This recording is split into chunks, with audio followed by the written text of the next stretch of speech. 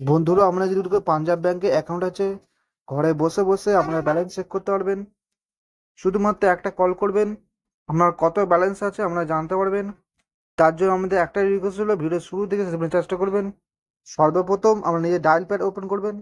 এরপর এইখান থেকে আমরা ডায়াল করবেন 1800 180 2223, 1800 180 2223। এই নাম্বারটা আপনারা ডায়াল করবেন।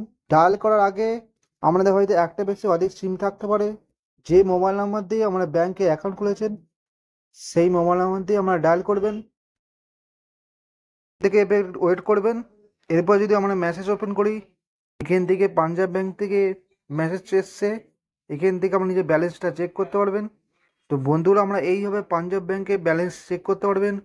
আশা করছি আজকে ইনফরমেশনটা আপনার কাজে আসবে। ভিডিওটা ভালো লাইক করবেন, চ্যানেল নতুন তাহলে অবশ্যই সাবস্ক্রাইব করে নেবেন।